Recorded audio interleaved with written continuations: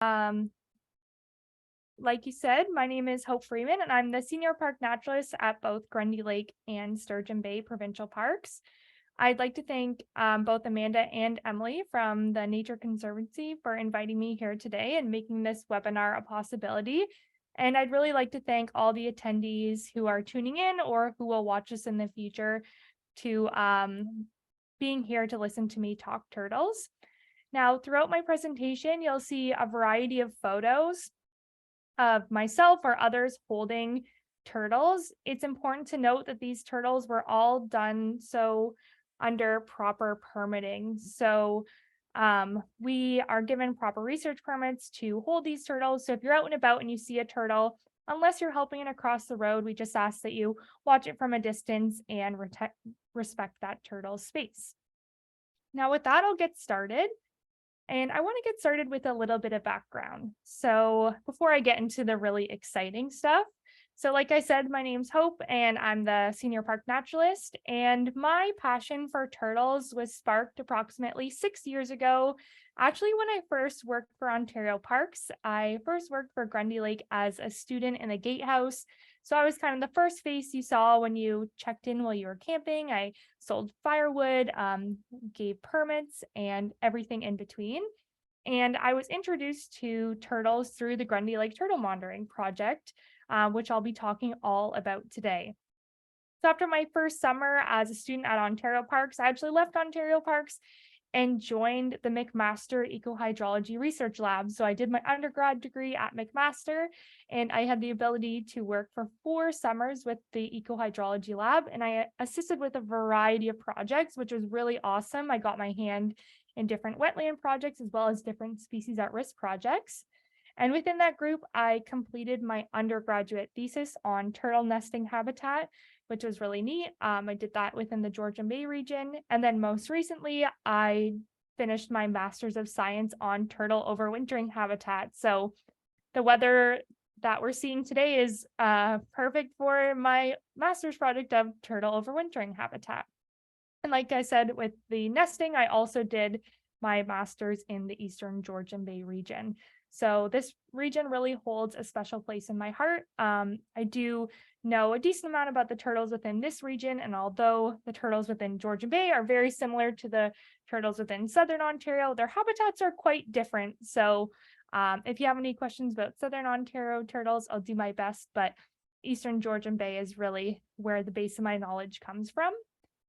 So fast forwarding 6 years, as I'm entering my 2nd season as senior park naturalist, I have the opportunity to run this amazing turtle monitoring project. So I really do feel like I've come full circle in my turtle journey, but there's still always so much to learn, and I'm excited to share what I've learned with you today and what's going on at Grundy Lake.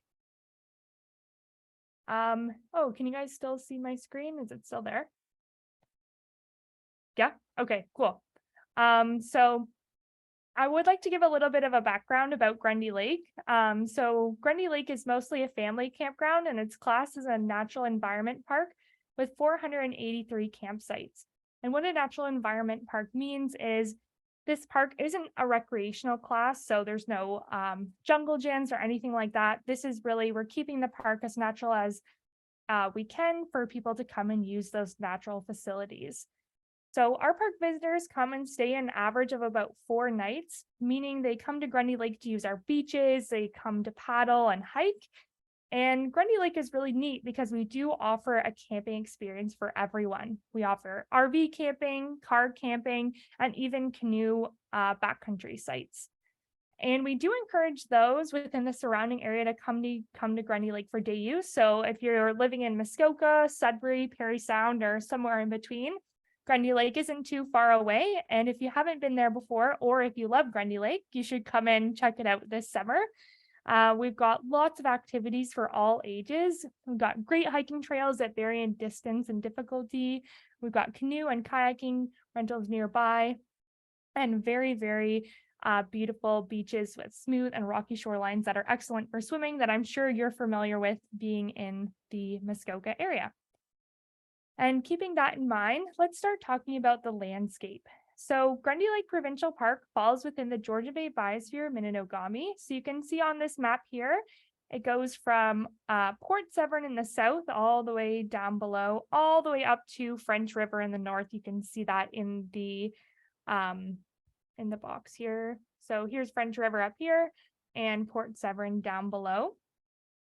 And many species of at risk are actually found within this region. And I'm sure, like you, Georgian Bay is probably holds a special place in your heart. It's one of the most beautiful places in Canada, and that's probably due to the mosaic of habitats. So this landscape of forests, open rock barrens, and wetlands really do provide a habitat for many species at risk. So this is this beautiful mosaic of habitats that I'm sure you're familiar with this very nice wetland. We've got the rock barrens, we've got the forest. So this image kind of captures it all. And like I said just a moment earlier, this area provides habitat for over 50 species at risk, including the beautiful Blanding's turtle. So turtles and snakes use the wetlands in the summer and the winter. So they hang out in the summer to mate, collect resources. In the winter, they're under the ice, protected from the cool external temperatures. And in the summer, they nest in the rock barrens, and they also use the forest to travel to all the habitats in between. So it's not just the wetlands that are important for these turtles, it's all the habitats, and that's why it's important for us to protect them, because they really do need all these habitats to survive. So I've introduced our turtles. Let's talk a little bit more about them. So there are 8 native species of turtle within Ontario, and 6 of them fall within the Georgian Bay biosphere. And unfortunately, all are at some level of at-risk provincially and or federally. And our turtles are at risk due to a multitude of factors. Reptiles account for a large portion of the animals killed on Ontario's roadways every year. So I always tell our campers, when you're traveling to Grundy, or if you're traveling from the GTA to Muskoka, Parry Sound, Sudbury, or the areas around, you look to your left and you look to your right, you'll most likely see some form of turtle habitat. We have our highways intersecting wetlands, where the turtles spend the winter and the summer, may intersect a rock barren, where they lay their eggs, or it may intersect a forest where they use to travel in between. And turtles are very long-lived species. Turtles can live up to be 80 to 100 years old, and chances are the turtle could be older than the road itself, depending on where you are. And turtles are stubborn. I always tell people that turtles are stubborn and they're persistent. So if they want to get from one side of the road to the other, they're going to do it. And that puts them at a really large risk of getting hit. So whether they make it across successfully or not, they're still going to give it a try. And the next one is habitat loss. Especially in southern Ontario, turtles' habitats are threatened because they're destroyed for our homes, our roads, shopping centers, and more.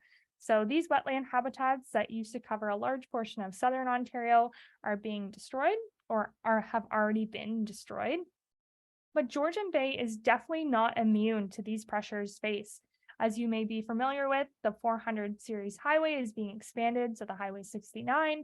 That'll destroy a lot of wetland nesting and forest habitat.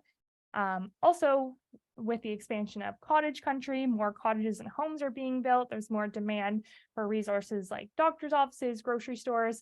There's a lot of areas where habitat can be destroyed. Another factor that turtles are faced with is poaching. So individuals may go into these turtle habitats, collect the turtles, and sell them for the food and pet trade, which is really unfortunate. We got to do our best to protect our turtles. Also, nesting females are particularly vulnerable to road mortality because they do cross these roads to reach their nesting site. Even when you're driving in around the area, you may have seen a turtle nesting on the side of the road because some of them will choose to nest there instead of their natural nesting site like the rock barrens. So at Grundy Lake, you'll most likely see 3 species of turtle. The first one is the Blanding's turtle that you can see on the slide here. The next one is the painted turtle, this grumpy little dude right here. And the final one is the snapping turtle. You can see me and this cute girl are chilling on the rock.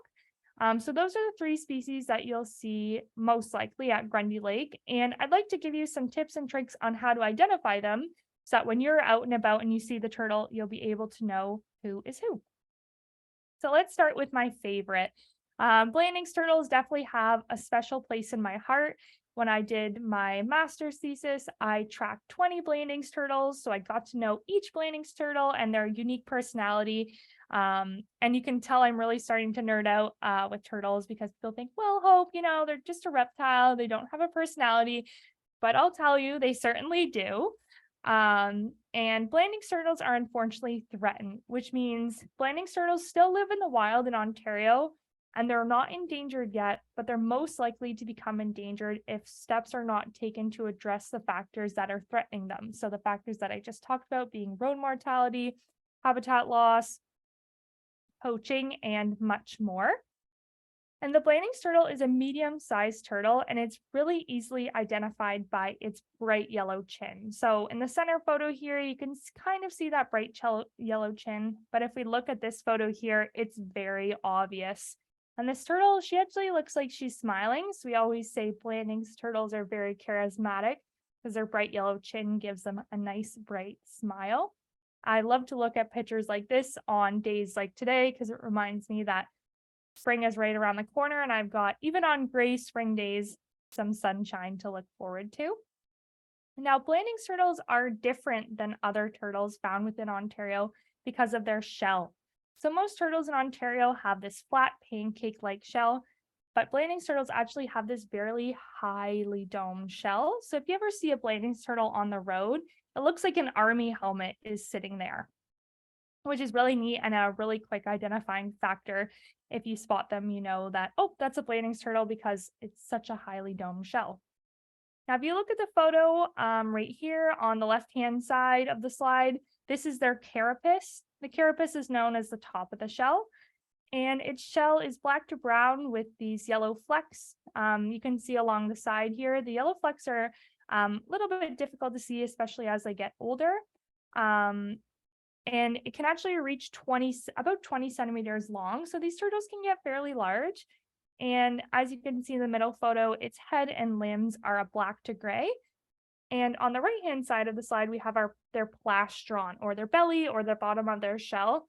And their plastron is really, really neat. It's black and yellow, but it does vary depending on where the turtles are found. So in really iron-rich environments, these plastrons will be totally red, reddy brown, and it won't have this beautiful pattern.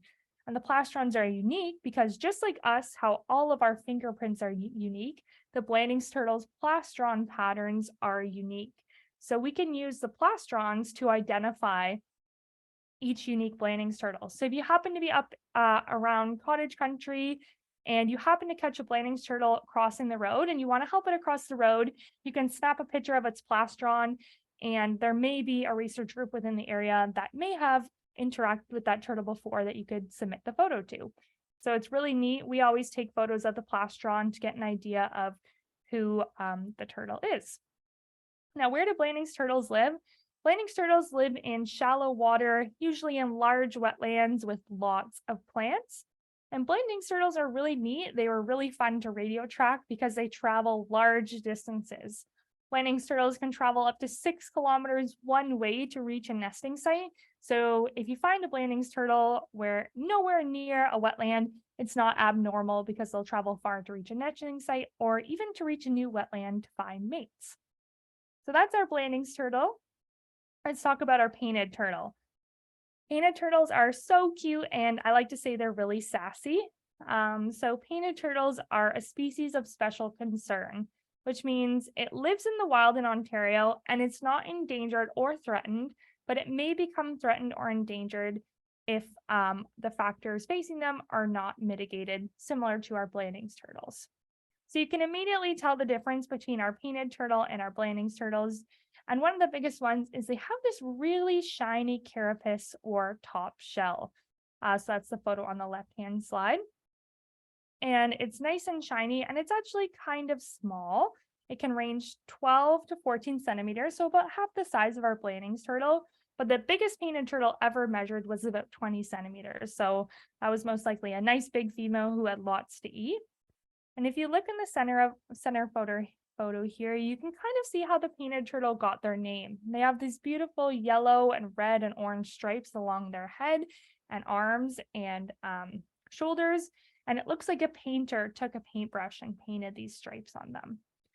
And these guys are pretty sassy. They love to hiss when you pick them up, but they're quite small, so it's pretty cute. And lastly, on the right-hand side of the slide is their plastron or their belly. You can see their plastron is a nice tan color, and you can see this faint pattern in the center. That's known as a butterfly pattern. So all painted turtles have this really cool butterfly pattern. And if you look to the edge of the plastron, that's actually the carapace coming over. You can see those really beautiful markings, those red and orange markings. Now, painted turtles are most likely the turtle that you're going to come in contact with because they love to bask. These guys are sun worshippers. They'll bask on shorelines or on logs or rocks that protrude out from the water. And they do inhabit water bodies such as ponds, marshes, lakes, and they love slow-moving creeks that have a soft bottom and lots of aquatic vegetation to either bury into or hide amongst. And finally is our snapping turtle. So the snapping turtle is the one turtle that especially kids love to talk about at Grundy Lake. So similar to our painted turtle, snapping turtles are a special concern, which means they're not endangered or threatened, but they still need our help. And snapping turtles are really neat. They're Canada's largest freshwater turtle, reaching an average length of about 20 to 36 centimeters. So they can get quite large and they can get quite heavy. Up to 16 kilograms is about the larger end of the scale, which they can weigh. One time I came upon a snapping turtle and I actually couldn't pick it up. That's how heavy it was. So these guys can get pretty large. You can see on the left-hand side of the slide here, their carapace. They are about black, olive, or brown. And this girl, so this was during nesting season, so she was out on land a lot and out of the water. She doesn't have too much algae on her shell, but snapping turtles are highly aquatic. So they spend a lot of time in water. So near the end of the summer, snapping turtle shells could be covered in algae. It kind of looks like they have this cute little mohawk on their shell. So that's a good giveaway if it's a snapping turtle. If you see it in the water and its shell is covered in algae, it's most likely a snapping turtle. If you look to jump to the right-hand side of the slide, their plastron looks very different than how the blandings and painted turtle looked. It doesn't look as large, and it's kind of got this T shape, you can see. And one of the reasons why the snapping turtle is called the snapping turtle is it actually can't pull its head into its plastron to protect itself or pull its head into its shell. So you can see its head is sticking out with its arms up. And this turtle is really vulnerable. If I was a river otter or another predator like a raccoon that liked to eat snapping turtles, if I just flipped it over, there's a lot of yummy flesh there for me to eat. So the snapping turtle needs a way to protect itself. So it snaps. So snapping turtles can snap halfway back their shell. So if you're ever picking up a snapping turtle, it's important to do so at the back and never by the tail because turtles' tails are actually an extension of their spine. You can imagine you would never want to pick up your dog or cat by the tail. It's the same thing for turtles. So snapping turtles on land will snap to protect themselves. They're not being mean. They're just trying to say, hey, get away. I don't want to be eaten. If you look in the center photo, it looks like this girl, she's smiling. But in the water, snapping turtles are incredibly docile. They'll just swim away from you. If the turtle's been fed, which is recommended against, they may come up and check you out, but they normally want nearly nothing to do with you. And last thing about snapping turtles is they look like a dinosaur. Their tails are almost as long or longer than their body, which is a really good giveaway. If you see a turtle and it's got this really long tail, it's most likely a snapping turtle. And they have a stegosaurus tail. It looks like they have spines on their tail. And they always tell kids, I guess the reference is getting a bit outdated now, but they look like Bowser from Mario Kart. And snapping turtles are not picky where they live. They pretty much spend their time in shallow waters. They like soft mud and leaf litter. So they've been found in ditches in the GTA. They've been found in wetlands, lakes, and they will most likely just expose their nose on the surface. These turtles aren't like painted turtles where they love to come out and bask. You'll most likely see them floating on the top of the surface to get their energy from the sun. And these guys, they're pretty lazy. They're quite large and they do look kind of funny when they're up walking on land. So they'll take the easy road out in terms of laying their eggs, and they like to nest on roadsides, often because they're close to the wetland, on dams, aggregate pits, and things like that, where there's already structure for their nest.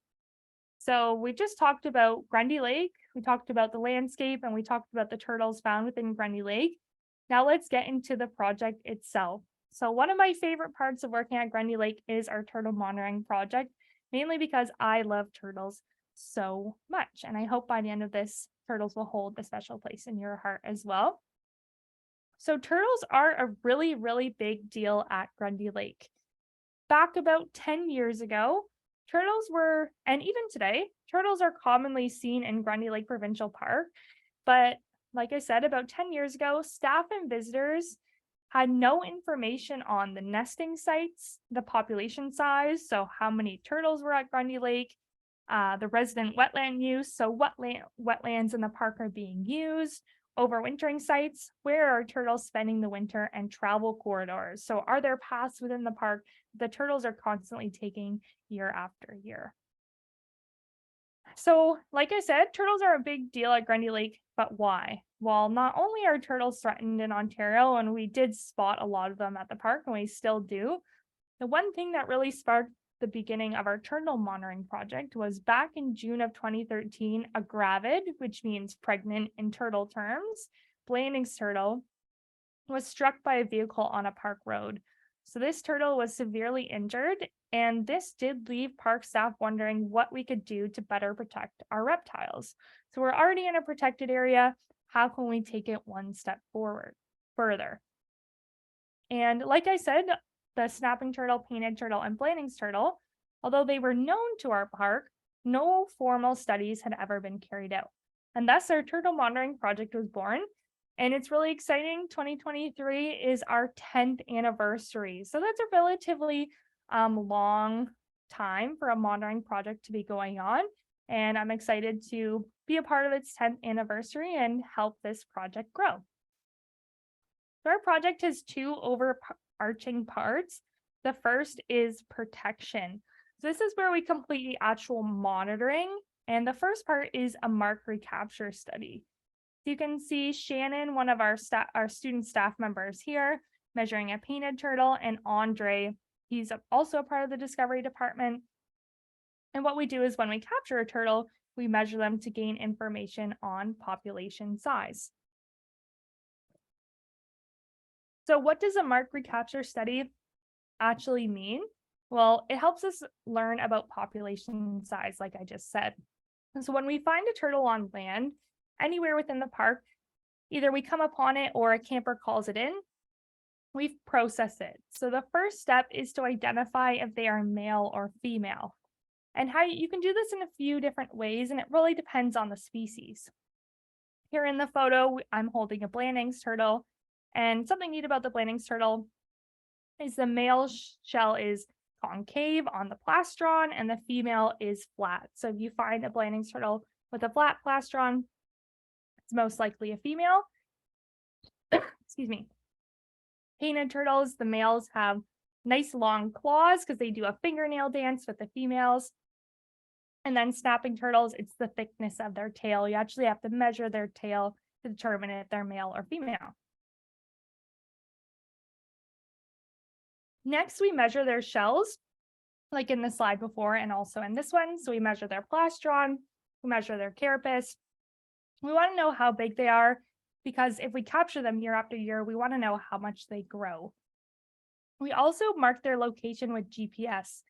Now, this is really important because if we find the same turtle year after year, we want to know if there's specific areas that they're hanging out. And finally, we mark their shell with a notch. So you can see in the left-hand photo here, myself and one of the park wardens, Dawson, are marking the shell. So we use a file to file in a unique identifying code is that every time we come upon the turtle, we know who they are. And it also gives an estimate of how many turtles are in the park. And if we come upon them year after year, it lets us know how they're doing. So we find a female one year, and then the next year she is missing a limb. We know that she has had a tough year in the past. So the next part of protection is actually the nest. So historically, this has been a major component of our turtle monitoring project. So up until actually this year, nesting mainly took up the largest portion of the project. We would do some, some spring work, or if we saw turtles on roads, we'd walk along the roadsides, look for turtles and process them. But it was mainly during nesting season, which happens in May and June. So in May and June, within Ontario, turtles leave their wetland sites and come on land to lay their nest. So this is a really great opportunity for us to intersect the turtles within our park. So our captures are largely biased towards females, making up 80% of our observations. And like I said, this is unsurprising since most of the time spent surveying is during nesting season.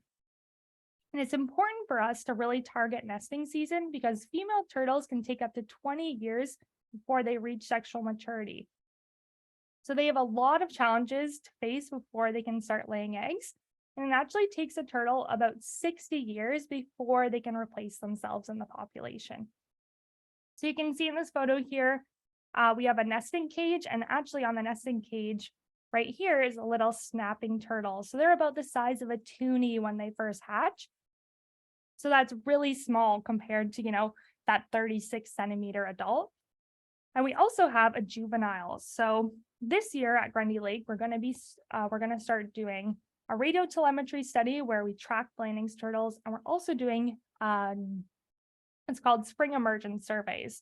So this will allow us to get a better idea of population distribution, so allow us to catch more males and hopefully catch more juveniles. So juveniles are the turtles that are kind of in their teenage years, they're awkward and they haven't hit sexual maturity yet, and they're pretty cryptic. Juveniles are pretty hard to find, so by doing spring emergence surveys, it increases our chance of finding them. This one we actually stumbled across crossing a road one afternoon in May last spring. So it's really awesome to come in contact with them because we want to have a nice large population of hatchlings, large populations of juveniles, large population of adults, so that we know that the turtles in Grundy Lake are doing well. So approximately 90% of observations are from anthropogenic surfaces, including park roads, parking lots, septic fields, lawns, and campsites. So naturally, turtles nest in rock barrens in the eastern Georgian Bay region. So they look for the cracks and the crevices in the soil. And you can imagine this is pretty hard to find. If you've ever walked along a bedrock, there's not too much soil jumping out at you. But turtles do it. I observed, Blanding's turtles nesting in these cracks and crevices that you can't even imagine how they get, 15 eggs in there, but they do end up doing it. But some turtles show site fidelity, which means they return to the same site year after year. And Grundy Lake was established in 1959. And I said earlier that turtles live a really long time. So some of these turtles may be older than the campground. So they could be returning to a site that was once not anthropogenic, that is now. So you can see here, we have a Blanding's turtle on the left-hand side of the slide nesting next to a fire pit. And then on the right-hand side of the slide, a Blanding's turtle nesting next to a shed. So many turtles nest in these surfaces, and in 2022 alone, we had over 60 turtles nest throughout our campground. So that's a lot of turtles that are nesting in anthropogenic surfaces, and we didn't even have time to check those natural rock barren sites. So that leaves us wondering how many turtles in our park are choosing anthropogenic, how many are choosing, natural sites. Is there a really large bias towards anthropogenic sites compared to natural sites? And something about turtles is they put all of their effort into choosing a nest site. So these Blanding's turtles on the photo here, once they lay their eggs, they're not coming back to it. They say, Okay, well, I did all my efforts to pick a site that will have the perfect temperature, the perfect moisture that will allow these eggs to incubate, grow, produce babies, and then the babies will make their way to the water.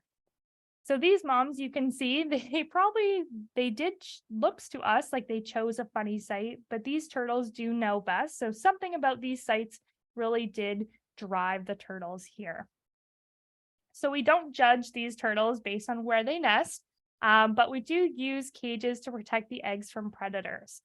So depending on the species, only 1 in 1,000 eggs make it to an adult turtle.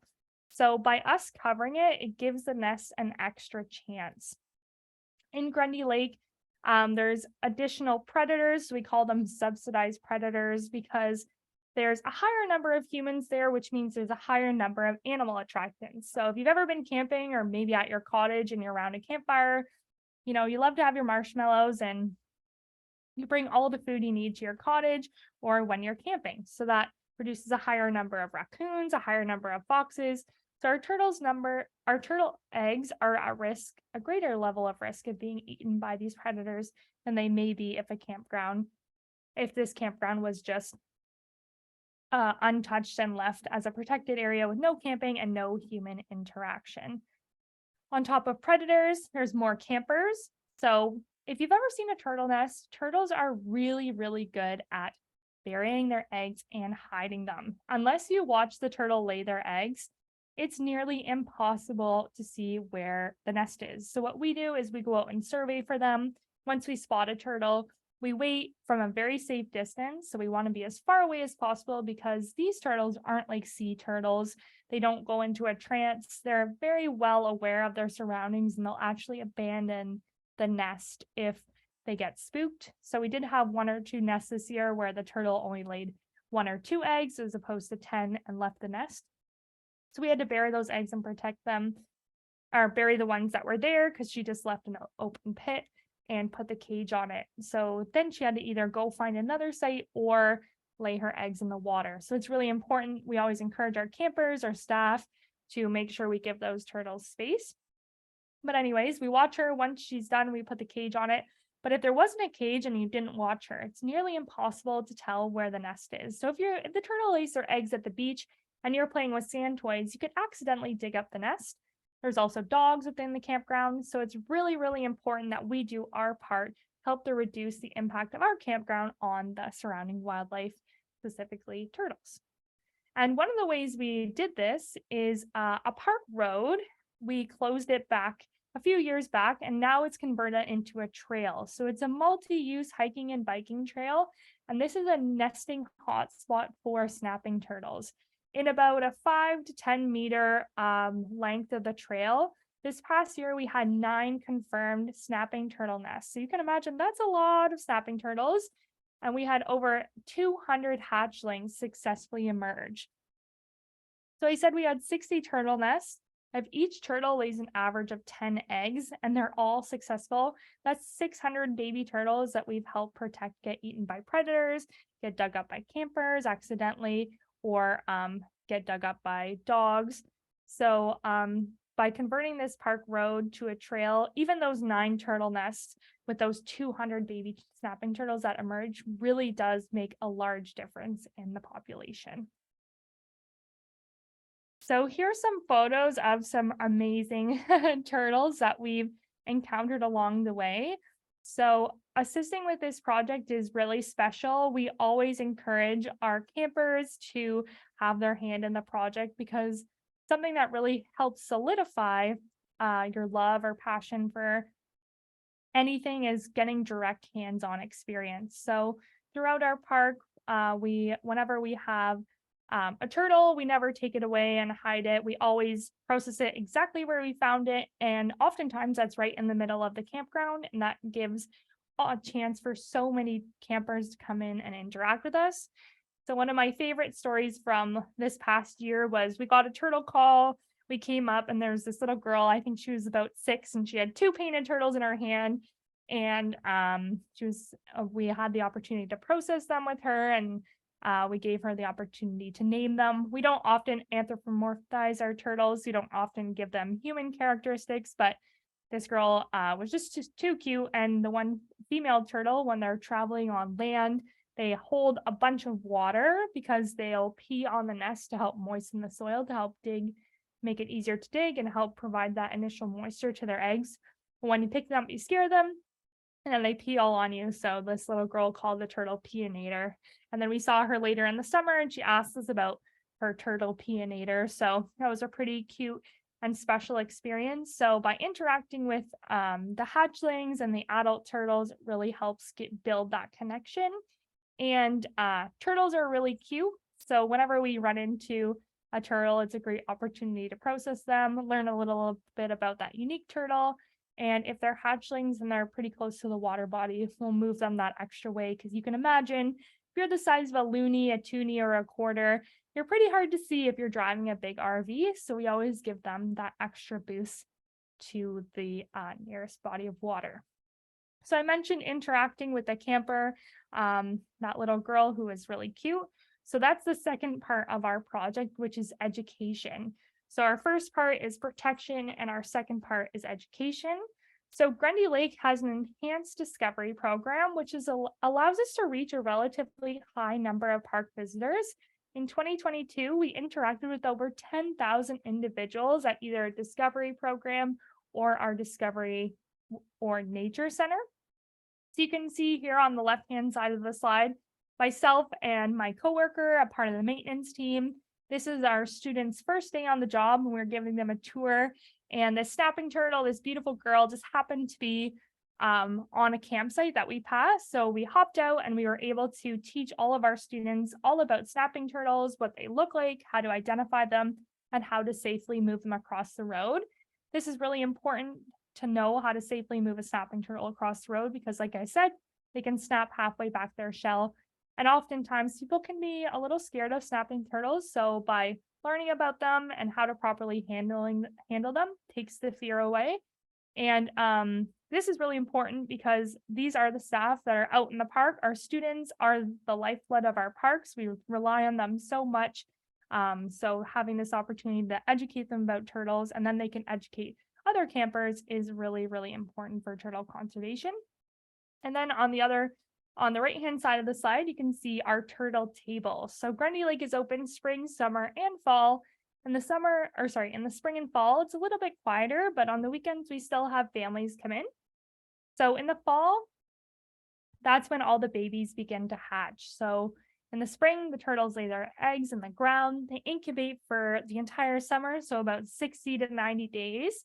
And then in the fall, they all begin to hatch. So we do a lot of education on our turtle program in the fall because that's most likely when they're going to see the babies. So we want to teach them all about the turtles, all about the hatchlings, how they can help them, and what to do if they find them.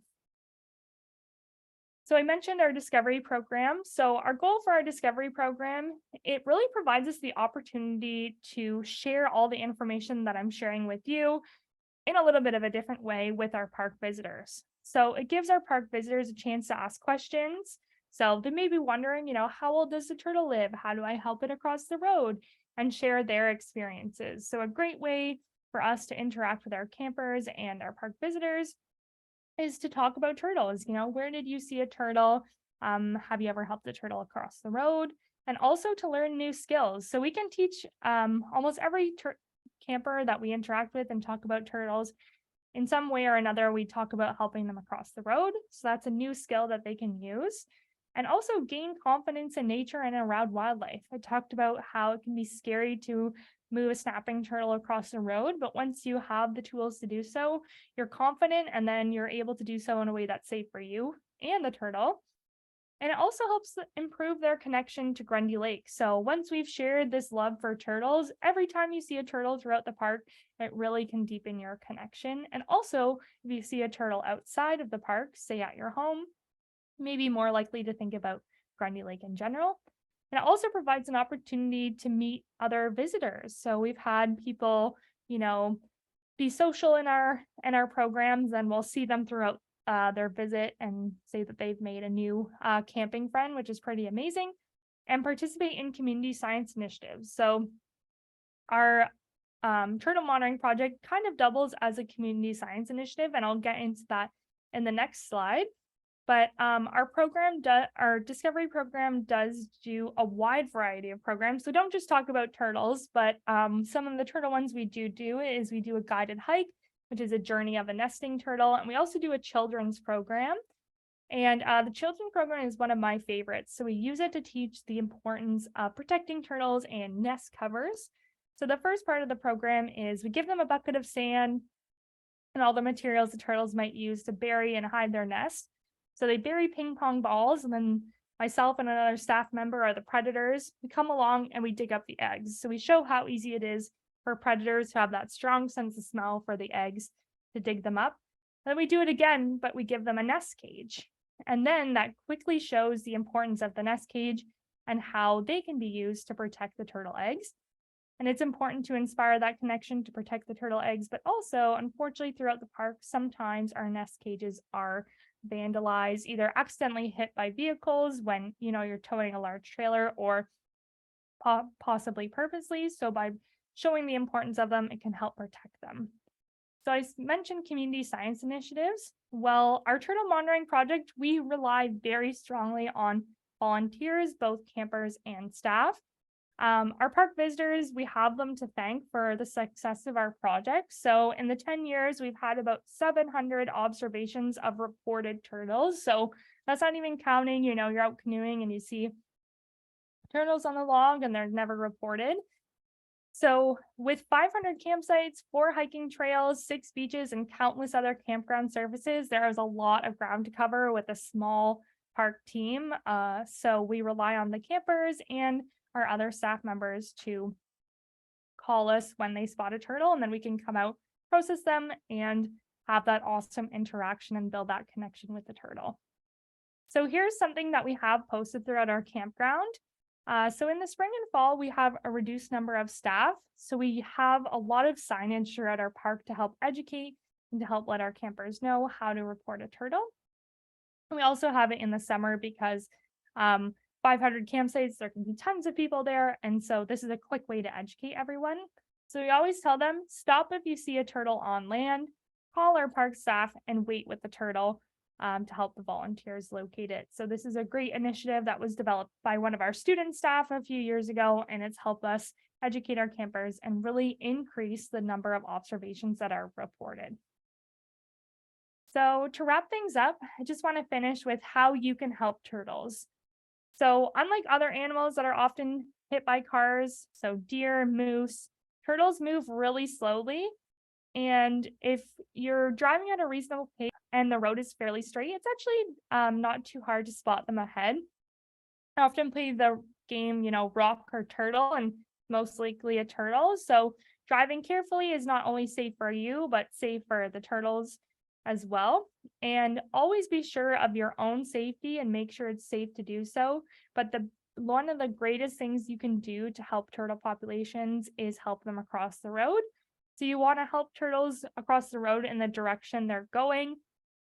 Don't want to handle a turtle more than is necessary. So once you've helped it across the road and in the direction it's going, you just want to go back to your car, retreat to a safe distance if you wish to continue observing it. And this is going to help them not get hit by a car and help them in on their journey. Another thing you can do if you find a turtle that's injured, unfortunately, it takes turtles a really long time to die. They have they're really persistent. So even if you think the turtle's dead, you can call the Ontario Turtle Conservation Center, and they have volunteer taxi drivers that will come up and pick your turtle up and bring them to the turtle hospital. And even if the turtle's dead and it's a female, they can still incubate her eggs. And if they produce hatchlings, they'll release them. So the next generation of turtles still have a chance. And then another thing you can do is just share the information you've learned today. So encourage your friends and family to help cross turtles across roads and to learn more about Ontario's turtles, because they're really amazing and they're really, really, really neat creatures. And I find that they have a lot to teach us with their patience and persistence, and they're they live a long time, so they must be doing something right. So yeah, with that, I'd like to say thank you very much for listening. I really appreciate everyone who tuned in today. And if you have any questions, I'd be more than happy to answer them.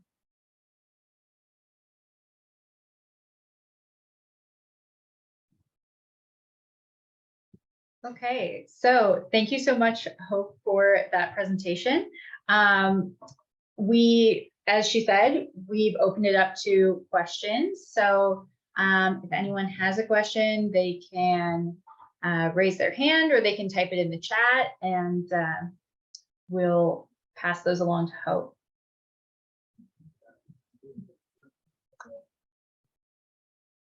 So thank you very much as well. So Amanda, our conservation coordinator, was wondering if in the project you take photos of all the hatchling turtles, palestron for future monitoring as well, or just the juveniles and the adults? Yeah, so the line's a little blurry, but it's pretty much once they reach sexual maturity, then their plastron will stay. Some juveniles, before they reach sexual maturity, their plastron the pattern will stay the same, but we usually go just for those that are sexually mature. The plastrons of the hatchlings will change, and it's cute. Like humans have their belly button, hatchling turtles have a little belly button as well that will close up as they age. So yeah, mainly just the adults that are sexually mature. Thank you. Cool. So Diana, sorry if I'm pronouncing that wrong, says, thank you for this presentation. She has released some healed turtles through the OTCC in beautiful Grundy Lake Provincial Park, and saw your nest protectors. So wonderful. Awesome. Yeah, that's great.